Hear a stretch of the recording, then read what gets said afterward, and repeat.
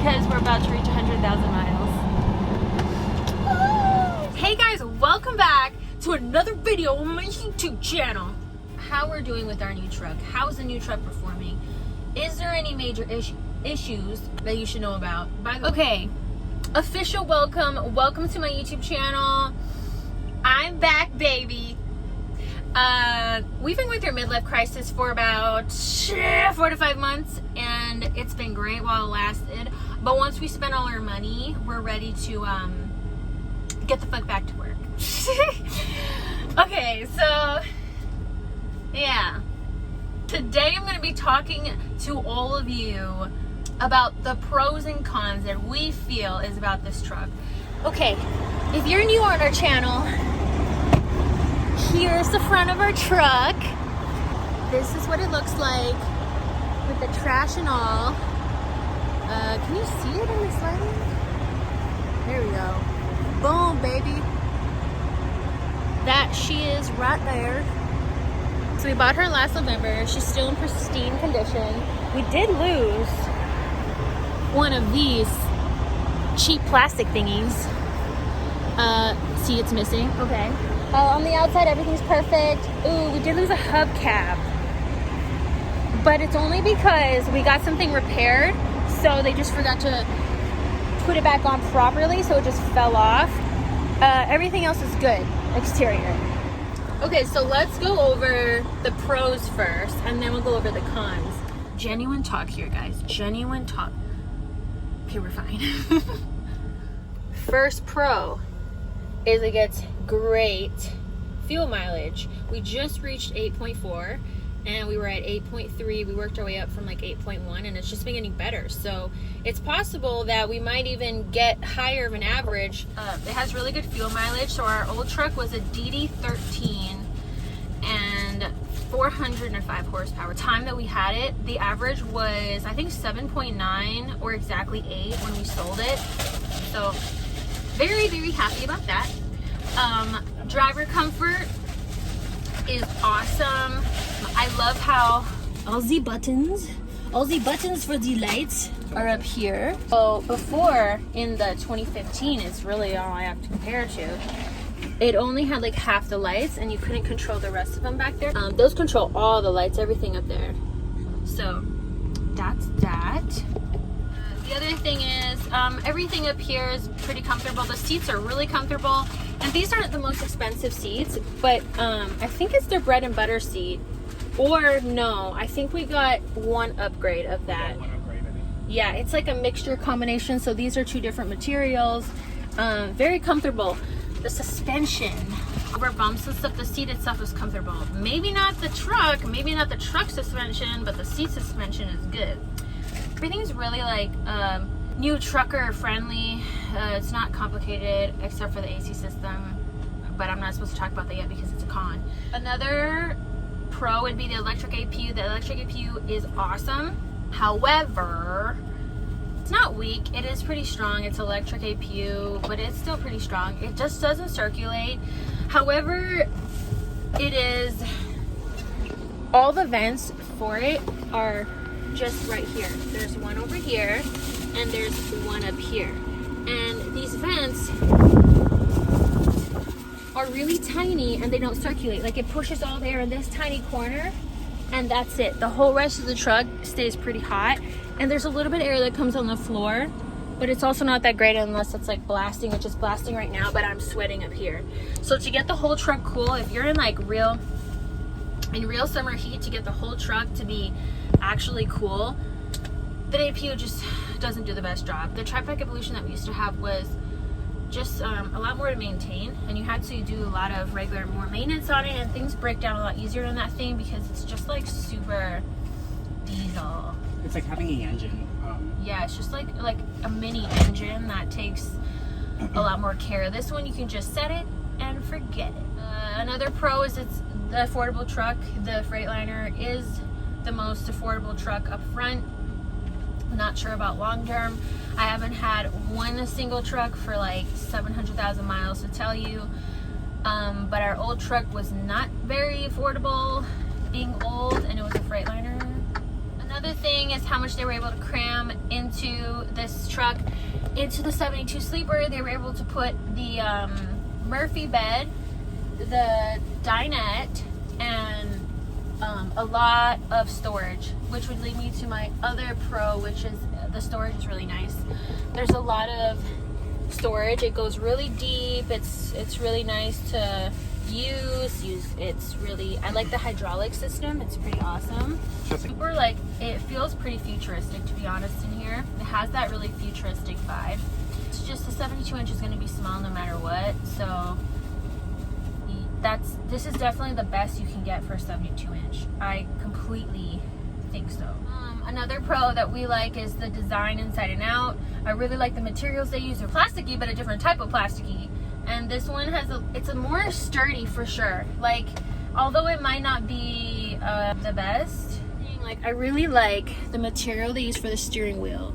I don't know what it is about it that makes it so nice to like grab onto and drive, but it's just really nice material, and I've heard other drivers say the same thing. I like this little area to put stuff, and that's the camera that I'm not using today because it's being a piece of shit. And then that's my leg. All right. Another pro is for an automatic and being a Freightliner engine.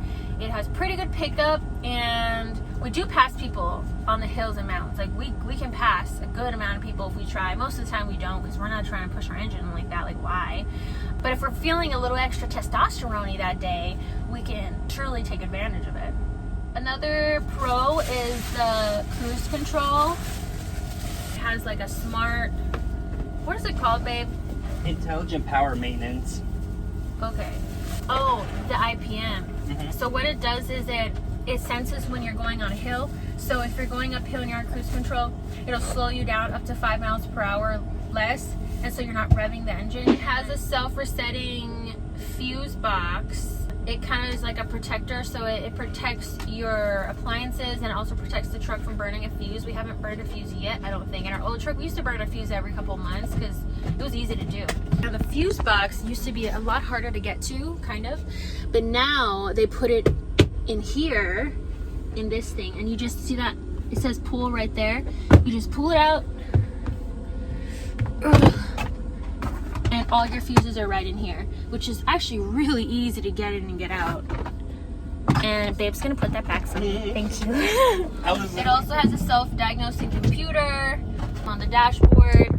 It will diagnose and give you almost exactly what's going on with the engine. Okay, so it shows our soot level, our emissions, and this is where a tire pressure monitor is supposed to show, but we'll go over that later. This is where the active codes would be, which we've only had one so far. And you can adjust everything here. It's all digital. These are not digital yet, but I kind of like them like that. I think some of the new trucks, I think the new Kenworth has everything just numbers. I'm not really crazy about that, but I'm not saying I don't like the new Kenworth. Okay, so the next topic is going to be the emissions, which is a very hit or miss topic. It's either love or hate. Well, no one loves the emissions, but it's there. A lot of people talk shit about the emissions. I was once one of those people. So some people might think that we don't hate the emissions because we haven't had a bad experience with it and we don't know. Well, I'll tell you what, our first truck was not this truck. It was not Purple Drank, our last truck, and it was actually a 2012 10-speed white Freightliner, which if I have a picture to insert here, I will. We owned this truck for like 2 or 3 weeks, and it was a piece of shit. So we bought the truck from a small mom and pop dealership. I won't bash them on here because, you know, everyone deserves a second chance. And we drove it about an hour down the road, and it just like fucking exploded. Like fucking white smoke, black smoke at the back. It was insane. It was so scary because we had zero, I would say like -0 semi-truck experience. My husband before worked 2 years for Sigma, which is a sister company of Cisco, and really they didn't teach him anything, and he didn't care to learn. He never thought he'd be an owner-operator anyway, and he didn't have any goals to do so. Still need to tell you guys a story of how we became owner-operators. When that happened to our first truck, we happened to be near a Freightliner, and this Freightliner was like, you need a new wind box, it's gonna be at least 15 grand, and there's other problems with the truck too. So the general manager at this, it's a Columbia, Missouri Freightliner, he felt really bad, the situation we're in, so he helped us out. He went and looked up the information and hooked it up to the computer, the truck we had, and found out that it had 40 something, almost 50% idle percentage on the engine, which I never hear people talk about. And even till this day, over 2 years later, I still don't hear anybody talking about it. And it's everything for not just the engine but the emissions. And I think back in the day, you didn't have a choice. If you don't have an APU, you need an idle. But let's say you buy a truck and it has 500,000 miles, but it says like 40% of idle percentage on the engine. Technically, the engine was used way more than 500. Like, you got to add way more to the engine than that 500,000 miles, because that's just when the tires were rolling, but the engine is still being used. When it comes to the emissions after treatment, one box, whatever you want to call it, the main thing that affects it is engine idling. So we learned this from the general manager. His name was Bob. He's retired. He doesn't work there anymore. But we learned this, and it changed our life forever. We've only had Emission System in any of the trucks that we've had, and we've had very little to no issues with our wind box. So in our last truck, we maybe only spent about $1,500 for the whole almost 250,000 miles that we drove it. Nothing compared to the money we spent on everything else on the truck. Nothing. And because we never idle it. When I tell you we never idle it, we never idle it. We get to the freaking gate, turn that shit off. We get to the dock, turn that shit off. We are about to leave the dock, get everything ready before we turn the truck on, go. Like, we took it really seriously. We're not as crazy about it with our truck now, because I think there's a little bit more wiggle room with that. You don't have to be like so extra about it. But we were scarred from that first truck's experience, and we weren't fucking around, man. Like, we were like, if I can help it and prevent this wind box from exploding on me, even a 75% chance of preventing it, I will do whatever it takes, because not only is that a huge job, but it is quite expensive. Hopefully that was some new information to some of you, and maybe now you can save your truck from total annihilation. And that's all the pros that we have for the day. Another pro is that the bed is pretty comfortable. This is a thick mattress. This mattress is like, I think it's like between, okay, when it was new, the mattress was like between 7 and 8 inches. It's pretty thick. It's like it's actually a real mattress. I've been talking all day. I'm filming a vlog right now of like, come to work with me, and my throat's about shot. All right, so let's get to the cons here. Right off the bat, we had electrical problems, which I'm sure a lot of you would have guessed easily because everything's electrical. First electrical thing that went out was the tire monitoring system. Went out within like a week or two when we got the truck, and we haven't got it back since. It's a complicated part. They have to order it straight from the factory. It takes a long time. The next electrical situation that we had for about a whole day, we had both of the doors disconnect completely, where none of the locks worked, none of the windows, the rear view mirrors, everything. The fob didn't work, and it just completely like dead. It was icy as hell, and we couldn't use our defroster, so it was actually pretty dangerous for that day, but luckily we got it fixed pretty easily, and of course the factory warranty covered it. Weird electrical thing is this dome light up here. This one, the first one. So that dome light about every month will just malfunction and just turn on and off, on and off, on and off for like a whole day. And how we've kind of gotten around it is that we just reset the truck battery totally. It doesn't always work, but most of the time it works, and we get it to quit but it's kind of annoying, especially at nighttime if you're driving and it's really bright and it shines over here. It'll just be like, it's not a huge deal.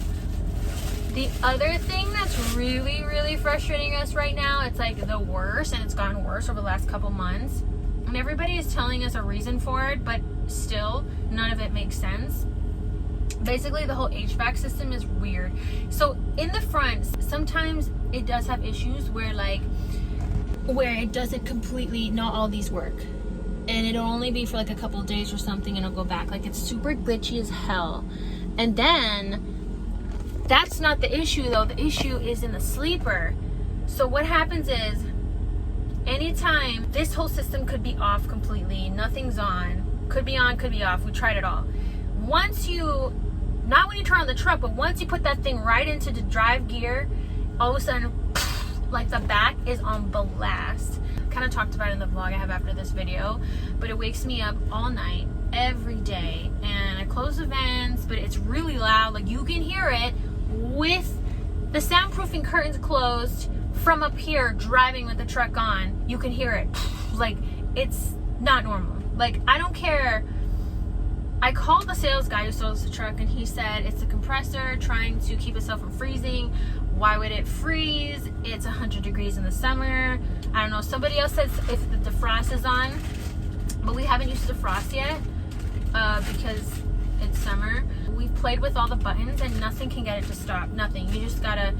The only thing is, I turn the back, I turn it all the way up, turn it all the way down, stop it for 5 minutes, it'll start up again. I can't think of a single reason why it should be on blast. Like, if it's on low, maybe it's trying to do something, but on blast, like, when it's turned off, when everything, you can turn off the entire system in the whole truck, it's blasting. You can turn this on high, it's blasting. You can turn the heater on up here, it's blasting. As long as the truck is in drive, the AC's blasting. if you breathe on it, it's blasting. If you open your eyes, it's blasting. If you breathe, if you sit down, it's blasting. Heaven forbid you try to go to sleep. It's gonna make sure to blast. And it's gonna blast extra at night when it's already cooler and you're fucking freezing. This morning, do you see these bags? Do you see these bags under my eyes?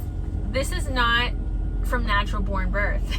This is from the AC. I got waken up like 3 to 4 hours before I was supposed to wake up this morning, just minding my own business, sleeping my life away, and all of a sudden I'm like literally in my sleep, waking up, and I'm like this, looking for the button, turn it off, turn it back on, turn it off, and sometimes I'll just turn it off in hopes that it'll just stop for a little bit longer instead of 10 minutes this time, maybe 30 or maybe an hour. Sometimes it does. The fact that there's no consistency with it is proof that it's fucked up. Anyways. Okay, I'm done ranting about the AC, but I'm sorry, it's summer, but when I'm trying to sleep, nobody wants fucking the AC farting in your face throughout your whole sleep. It makes it look like I just sucked on like a cherry or a strawberry. Baby. Huh? You're setting yourself up for bad comments on that. Yeah, I'm not gonna put that in there. Like you just sucked on. No. I just sucked on. I have more cons, sadly. So I have the wind blade. You know, I drive this truck like hundreds and hundreds of miles per day. It's serious. Okay, so the wind blade. You know what I'm talking about? Let me show you. This wind blade right here, that's on all the 2021 Freightliners. We asked if we didn't have to get it, and they made us get it. So that was nice.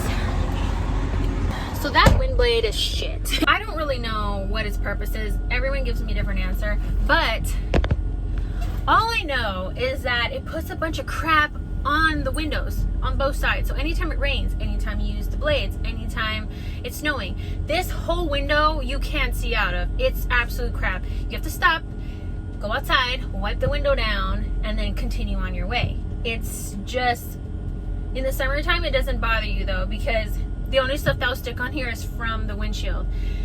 It doesn't make any sense to me. Like, why didn't they try this out before just slapping it on here? Because they would have easily figured it out. Unless it's just on our truck, but I don't think so, because a couple other people told me that their truck also did the same thing. Another thing that I've talked about once before is these damn big old mirrors.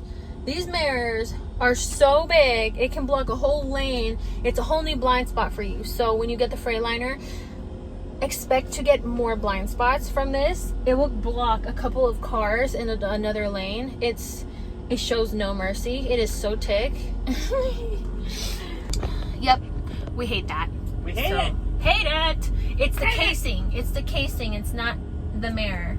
The mirror is a little bigger, but the casing is so big for no reason. Like, isn't that cutting into the fuel mileage? Like, well, that's why they had to put the wind blades to compensate for the big ass mirror. oh my god.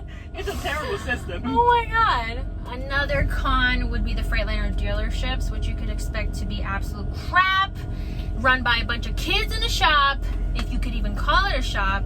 Nah, they're not all that bad, but expect to get terrible service and terrible customer service and terrible everything. And one day, if I don't have to go to Freightliner dealerships anymore, I'll be very happy. I would definitely recommend finding a good shop. If you're going cross country, any major city will have a decent shop that can fix your truck instead of a dealership. We don't go to dealerships anymore unless it's like something warranty related. But even that, they're gonna mess it up and then we're gonna have to go somewhere else to fix it under the warranty. So another con is that the truck was kind of slapped together, definitely like rushed assembly style. There's a lot of things. When we first looked at the truck, we're so excited, you know, rose-colored glasses, and the longer we had it, we're like, oh, look at this thing. It's not even, you know, there's a couple of stuff back there that are not anchored all the way, just like the corner of the wall, like on the floor, the mat. You know, I forgot to put another pro is the insulation on the floor is hella good. Like, it is thick. When you walk on here, our friends came in to walk on the floor and they were like, whoa, like this is super cushiony. I'm like, yeah, it's crazy. But the floor is like, it feels like it's like 3 feet deep. So that's good. It doesn't get as hot in the summer. Ooh, I've got a con. Ooh, what? We thought we were getting a brand new truck with 0 miles on it, and then it ended up getting driven by some crusty driver. Yeah, don't you guys feel like that's messed up? 18. That they didn't even tell us or ask us if it was okay? They put almost 2,000 miles. Like, that's 2,000 miles is like probably $7,000 worth of load right there. Like, not only that, they put all that weight of the other trucks piggybacking on the back of it. They used our truck to carry all the other trucks and tow it up from Mexico all the way up to Toledo, Ohio, and put almost 2,000 miles on it without even asking us or telling us if we had no choice. At least tell us. We got there and I was like, I mean, you guys saw when we went to pick it up at the first video, we popped in, I was like, oh my god, I want to see how many miles it is. Does it have like 10, 50, you know, 100 miles maybe, 100 something miles? No, like 2,000 miles. And he's like, oh well, at least it's test driven. I was like, come on man, we're paying this truck cash. I don't really want anyone to test drive it. I'll test drive it under a load, and if something's wrong, you can fix it. Anyway. I don't want some driver sitting in it too, because, you know, with a sweaty ass for 2,000 miles. Ew. To these cars. I got one that I am so passionate about. It is the biggest con for me. It is the vein to my existence, my daily existence. I'm actually curious. What is this one? You know what it is. You know what it is. Oh my god, because you're getting up, you threw me off. So this is the steering wheel adjuster. This lighting's not good. Okay, so this is the steering wheel adjuster. It used to be a pedal down here, a thicker one that you could use. You used your foot and you pressed it on. I don't know why they would change it to this, but you have to use your hand. It's the smallest little thing. You gotta, and it's really, really hard. It's already been over 100,000 miles. It's not like it's brand new. We do this every day, like a couple times a day. It is, I just hit my head doing that on this pole. Secondly, like, it's so small and crammed in here that if you don't get your thumb out of the way, you'll totally clip your hand and hurt the crap out of your hands, like on this shit, on this stuff. Like, this is the most stupidest, like, this steering wheel is heavy. That small little pedal to adjust it is just an accident waiting to happen. I've gotten more used to it now. I was thinking that their logic behind it was that you're going down to put your hand down here, and when you do the key, you can adjust the steering wheel. But I still think it's stupid. And I would like to go a pedal back. don't put it in the new Freightliners. I'm not getting it. Okay, so the last thing that I personally don't like, which I'm sure a lot of drivers actually like, is the sleeper curtain. It's really... I'm taking a shower. I think that the sleeper curtain is a little too thick. It's really hard to stow away. We thought after it got worn in a little that it would go back easier, but it's still really stiff and really thick, and it's just always in the way. Like, another thing about this is the Velcro on this. Sorry, I didn't know how to see. The other thing about this curtain is the Velcro on it could kill a man. It could rip a whole head of hair off. It's so unnecessarily thick. Like, I know that they probably did it for soundproofing reasons and to make it extra like secure, but it's unnecessary. We had to put duct tape along the whole thing. What are the odds? The whole thing, in order to not, like, all my clothes were getting shredded. Here, I'm gonna demonstrate for you me trying to close it, okay? Show you how hard it is to close this curtain. So you gotta grab this. Show that stanky leg. You're not showing the curtain. Okay, you see this? So this is only just one side, and you gotta shove it up in here and shove it, and I have to grab my leg and shove it in, and it won't stay. When we drive, it'll come popping back out. But do you see this thing? It's like, I don't know, it's just unnecessarily thick. I don't know. I've got another pro that we probably didn't think about because we started using it. It's got an awesome sound system back here. Ooh. Yeah, because you see those big speakers up there?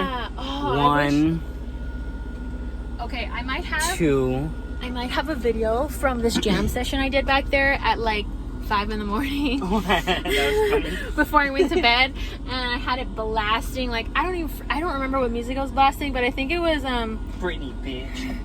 Get a bucket and a mop. Oh God, that's what I was bitch. blasting. Yeah. And I was blasting that while he was driving, and he was just like forced to listen to it. Scared in the corner. And me and Rudy had a dance party back here, and the speakers, they go through the veins. They're those kind of speakers. They're good. You're right, babe. That's a good pro. That's a very big pro. Okay, another pro that I forgot to tell you guys is that it comes with the fridge platform, so you can put your own. Not all the trucks and all the brands come with a platform that you can put your own fridge, because I love our fridge.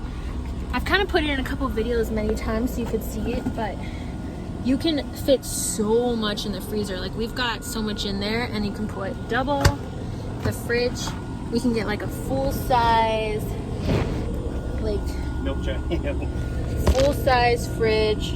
And then I'm also making another video on like kind of like a 2-year anniversary update. So on our 2-year anniversary, all the things that we have different in the truck now that we didn't have before, all the new gadgets we got for daily work and food storage, sun gear, just like all the different gear that we got, that we've accumulated, especially the last few months. We found a lot of good stuff. I'm gonna have to make a separate video for that, because this video is, I've already been filming for like 45 minutes, so.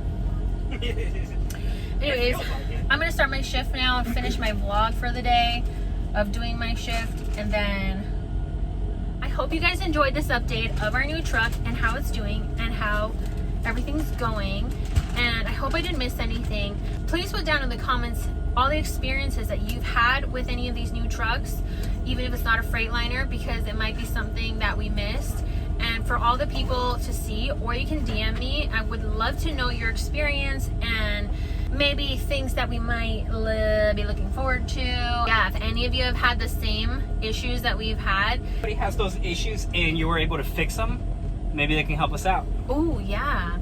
This is my last update before the one before we sell it, which is before 500,000 miles. We're gonna sell it right now. We're at 120 something. We're gonna sell the truck at about 450, still with warranty left for the next driver, so that he can feel more safe and he has some backup, because you never know. We really want to take good care of the truck, not just for our own sake, but we really don't feel good selling a truck that we know has issues or hasn't been well taken care of to the next driver, especially a new owner operator. Like, that would just be so terrible. Yeah, this video was really serious because I take trucking very seriously. Yeah. And as always, drive safe, keep between the mustard and the mayo, keep the dirty side down, keep the rubber on the road. Baby. Alright, bye guys. See you in the next video. Have a great day. Have a great week. Have a great couple of weeks if it takes me a couple of weeks. But it's not, because I'm on it. Cut. Cut.